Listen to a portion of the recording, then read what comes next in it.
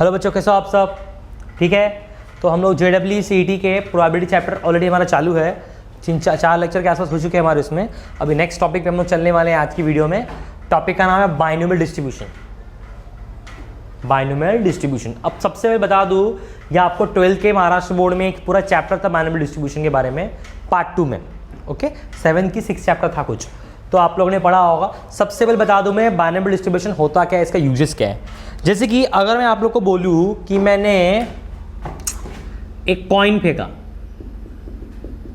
तो हमारा sample space ये आएगा। ओके, अब अगर बोलूं मैं इसका प्रोबेबिलिटी बताओ, हेड का प्रोबेबिलिटी बताओ, हेड का, तो हेड का प्रोबेबिलिटी क्या आएगा? हेड कितनी बार आया है? एक बार। कितने में से? 2 में से। अगर मैंने एक बार कॉइन फेंका, अगर मैंने 2 बार कॉइन फेंका तो सैंपल्स पे जरा बड़ा हो जाएगा, HH, HT, TH, TT हो जाएगा। अब अगर मैं इसमें बोलूं एक बार हेड का प्रोबेबिलिटी बताओ, एक बार हेड का, जब एक बार हेड आया उसका प्रोबेबिलिटी बताओ, तो आपको देखो एक बार हेड कहाँ कहाँ है, यहाँ और यहाँ आया है। यहाँ पर 2 हेड आया, यहाँ पर एक भी बार हेड नहीं आया है, तो अपने को सिर्फ एक बार हेड चाहिए। तो उसका प्रोबेबिलिटी क्या आएगा? सिंपल, 2 बार आया है अपॉन कितने में से? 4 में से। आंसर है 1/2। समझ रहे हैं? इसी तरह हम लोग सॉल्व कर सकते 3 बार हेड के लिए, सॉरी 3 बार कॉइन के लिए। 3 बार कॉइन के लिए सैंपल से पता है ना क्या होता है? HHH, HHT, HTH, THH, TTT से 8 सैंपल्स में जाते हैं। उसका भी आप सेम निकाल ले सकते हो। ओके, तो ये तो आपने 10th में किया है, 11th में इस तरह के प्रोबेबिलिटी आपने सॉल्व की है।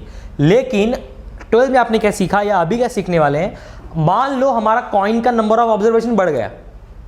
जैसे कि इस केस में हम लोगों ने कॉइन कितनी बार फेंका था? एक ही बार फेंका, मतलब नंबर ऑफ ऑब्जर्वेशन 1 हुआ। इस केस में कितनी बार फेंका? 2 बार, नंबर ऑफ ऑब्जर्वेशन 2 हुआ। लेकिन अगर यही कॉइन में 10 बार फेंको तो कैसे होगा सॉल्व? होगा ही नहीं, पॉसिबल ही नहीं है। क्योंकि कॉइन वाले क्वेश्चन में नंबर ऑफ सैंपल स्पेस का फॉर्मूला होता है 2n।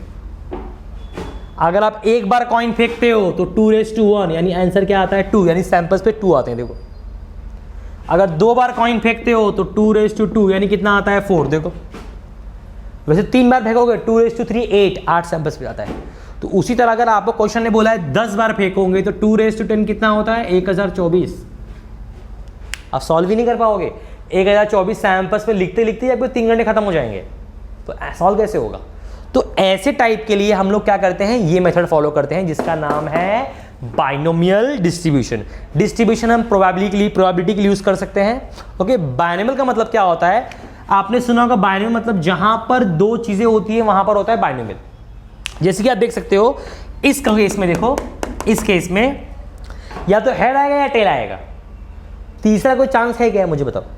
अगर मैंने कॉइन फेंका या तो हेड आएगा या टेल आएगा, और कोई चांस ही नहीं है। अगर मैंने गोली चलाई, किसी चीज में निशाना लगाया, तो या तो निशाना लगेगा या निशाना नहीं लगेगा, और कोई चांसेस है क्या? अगर इतना से भी चूक गया तो भी निशाना लगा नहीं। ओके, अगर हमने एग्जाम दिया, या तो हम पास होंगे या पास नहीं होंगे, या तो डिस्टिंक्शन मिलेगा या नहीं मिलेगा, यानी कोई भी चीज में 2 केसेस ही पॉसिबिलिटी होती है। तो ऐसे केसेस जहां पर 2 आंसर ही आता है, या तो होगा या नहीं होगा, उस क्वेश्चन को हम सॉल्व कर सकते हैं with the help of binomial distribution. Okay, ये पूरा 1024 सैंपल स्पेस निकालना लिखना जरूरत नहीं है। सिंपल फॉर्मूला है प्रोबेबिलिटी x NCx, ये तो पता होगा आपको, permutation combination, p power x q power n-x, जहां पर n मतलब होता है नंबर ऑफ ऑब्जर्वेशन, कितनी बार आपने कॉइन फेंका या कितनी बार कोई चीज किया, वो अपन देखेंगे नेक्स्ट क्वेश्चन में। p मतलब हो गया प्रोबेबिलिटी ऑफ सक्सेस, हमको सक्सेस होने की प्रोबेबिलिटी कितनी है। मान लो मैंने एग्जाम दिया, मेरा 80% में पास हूं, मतलब मेरा प्रोबेबिलिटी क्या हुआ? 80%। और फेलियर का परसेंट कितना हुआ? 20%। तो 80% मेरा p हो जाएगा और q मेरा क्या हो जाएगा? 20%। q का फॉर्मूला आपको दिया ऑलरेडी, 1 - p। x मतलब क्या है? x से, हाँ, x हमेशा उसको ही मानते हैं जो हमको क्या करना रहता है? फाइंड करना रहता है। तो x हमारा क्या है? Value to find. ओके, तो फटाफट क्वेश्चन फॉर्मूला कॉपी कर लो, हम लोग क्वेश्चन में जाते हैं। तो ये क्वेश्चन देख सकते हो आप लोग सामने, सेम उससे रिलेटेड क्वेश्चन है। अब सबसे पहले हम कैसे पहचाने कि ये क्वेश्चन उसी का है? ये तो मैंने आपको बता दिया तो आपको समझ गया, लेकिन अगर एग्जाम में आएगा तो हम कैसे पहचाने? सिंपल बात है, देखो पहली लाइन में दिया है कॉइन इज टॉस 10 टाइम्स, समझ जाना चाहिए 10 टाइम्स हम सैंपल्स पे लिख नहीं सकते, मतलब लगेगा बाइनोमियल। 10 टाइम्स क्या, 5 टाइम्स, 6 टाइम्स, 7 टाइम्स आए तो भी वही क्वेश्चन सॉल्व करना है अपने को। ओके चलो देखते हैं। कॉइन कितनी बार टॉस किया मैंने, 10 बार, यानी n की वैल्यू कितनी हुई मेरी, 10 की वैल्यू 10 हुई। हमको प्रोबेबिलिटी कर निकालना है किसका, ऑफ गेटिंग एग्जैक्टली 6 हेड। अब मैंने 10 बार कॉइन फेंका, जैसे कि कोई मैच हो रहा है, मैं मैच खेल रहा हूँ, मैच का मैं कैप्टन हूँ, क्रिकेट टीम में कैप्टन हूँ। ओके मैंने तय करके रखा है मुझे हेड ही लेना है, टॉस हुआ तो मैं हेड ही लूँगा, चाहे टॉस जीतूँ चाहे हारूँ। अब मैं क्या, अब मेरे चांसेस क्या है कि 10 मैच में से 6 मैच में टॉस जीतूंगा, यानी मेरा हेड कितनी बार आना चाहिए, 6 बार आना चाहिए। तो उसी तरह यहाँ पर हमको फाइंड करना है प्रोबेबिलिटी यानी चांसेस, यानी 10 में से कितने हेड आने चाहिए, 6 हेड आने चाहिए, यानी बचे वो 4 टेल होने चाहिए। तो सिंपल आपको जो चाहिए वो क्या मानना है, x, क्योंकि आपको 6 बार हेड मानना है। अगर 5 बार हेड चाहिए तो x के वैल्यू क्या लोगे, 5। 7 बार हेड चाहिए तो x के वैल्यू क्या लोगे, 6। ओके एक दो चीज़ और इसके अंदर है, देखो P और Q। अब ये अगर आपने थोड़ा सीरियसली पढ़ाई किया होगा 12th में, आपको पता होगा कॉइन वाले क्वेश्चन में कभी भी चांसेस 50-50 होती है, यानी P की वैल्यू हाफ होती है, Q की वैल्यू भी क्या होती है, हाफ होती है। अगर दो बंदे टॉस कर रहे हैं खड़े होके, तो स्टार्टिंग में उनकी जब तक कॉइन उछलता है तब तक उनके जीतने के चांसेस क्या होती है, 50-50 होती है। या तो पहला बंदा जीतेगा टॉस या दूसरा बंदा जीतेगा। जैसे कि अगर मैंने कॉइन फेंका तो एक हेड है और एक टेल है, दोनों के चांसेस क्या होते हैं, 50-50, या तो हेड आएगा या टेल आएगा। तो सिंपल इतनी बात याद रखना, अगर कॉइन वाला क्वेश्चन आया सिंपल P Q की वैल्यू क्या आती है, हाफ आती है, डायरेक्ट याद रखने का। ओके तो क्वेश्चन देखो नेक्स्ट वन, हाँ हो गया, आपने को सॉल्व करना है। फॉर्मूला दिख रहा है आप लोग को, probability x equal to x बराबर NCx P power x Q power n minus x। ये तो मैं पूरा लिख कर दे रहा हूँ, आप चाहे एग्जाम में डायरेक्ट भी सॉल्व कर सकते हो, डायरेक्ट फॉर्मूला लिखो, डाल दो उसके अंदर वैल्यू। ओके NCx, n मतलब 10, x की वैल्यू कितनी है, 6, p की वैल्यू हाफ, x की वैल्यू 6, q की value half, n minus x, n minus मतलब 10 माइनस 6, n माइनस x ना, 10 माइनस 6 कितना हुआ, 4। अब आपको सॉल्व करना आना चाहिए, बेसिक सिंपल है।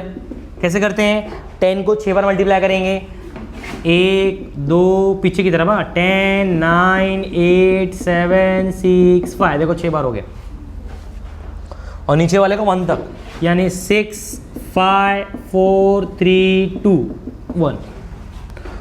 10 6 मतलब 10 को 6 बार मल्टीप्लाई करेंगे, देखो हो गया ना 6 बार, 1 2 3 4 5 6 पीछे की तरफ, और नीचे वाले को 1 तक। हाफ रेज टू 6 होता है 1/128, 2 to the 4 8 16 30 सॉरी 64 होता है। हाफ रेज टू 4 होता है 16, कैंसिल होता है, देखो 6 5 कट, कुछ कट हो रहा है, देखो 4 2 जा 8 कट हो रहा है, देखो 3 1 जा 3 3 जा, जो बचा छाप दो, क्या बचा बताओ, 10 इंटू 3 10 इंटू 3 इंटू क्या, एक 7 है, ऊपर कुछ भी नहीं है, नीचे आ जाओ, नीचे क्या बचा 64 इंटू 16, काट दो जिससे कट रहा है, 2 5 जा 2 8 जा, तुम्हारा वैल्यू क्या है बताओ, और कुछ कट नहीं रहा है, 5 3 जा 15 15 7 जा कितना होता है 105, और नीचे क्या है 64 8 जा कितना होता है 512। कौन सा वैल्यू, कॉपी कर लो। तो नेक्स्ट क्वेश्चन है हमारा, से मुझसे मिलता जुलता है, प्रोबेबिलिटी ऑफ गेटिंग, प्रोबेबिलिटी निकालना है। क्या निकालना चाहिए अपना, करेक्ट आंसर, अपना आंसर सही आना चाहिए। कितना सही आंसर आना चाहिए, 7 आउट ऑफ 10। जैसे कि मैंने आपको 10 क्वेश्चन दिए सॉल्व करने के लिए, अब उसमें आंसर 7 के आंसर राइट होने चाहिए। Okay question in A true और फॉल्स क्वेश्चन, वो क्वेश्चन कैसा है, ट्रू और फॉल्स है। ओके वो टेस्ट बाय गेसिंग इट, हमको गेस करना है। जैसे कि अगर आपको बोलूँ एक क्वेश्चन मैं पूछूँ ट्रू और फॉल्स का, तो सेम मुझे बताओ ट्रू और फॉल्स का जब आप आंसर देने जाते हो तो आंसर देने तक आपके सही होने के चांसेस क्या है और गलत होने के चांसेस क्या है, 50-50। क्योंकि अगर हो सकता है आंसर ट्रू है, आप ट्रू बोल दो, 50% चांस है, ट्रू का भी 50% चांस है और फॉल्स का भी। तो जैसे कॉइन वाले में 50-50 चांस रहता है, वैसे ट्रू और फॉल्स क्वेश्चन में कितना चांस रहता है, 50-50 चांस रहता है। तो याद रखना, इसमें भी याद रखना P की वैल्यू हाफ और Q की वैल्यू क्या लेनी है, हाफ। जैसे ट्रू कॉइन वाले में हाफ ऑफ चांसेस रहते हैं, वैसे ट्रू और फॉल्स में क्या रहता है, हाफ ऑफ रहता है। ओके, तो अपने को कितने क्वेश्चन सही है, सही आंसर 7। तो जो चाहिए उसको क्या मानने का, x, यानी अपने को 7 का आंसर सही चाहिए।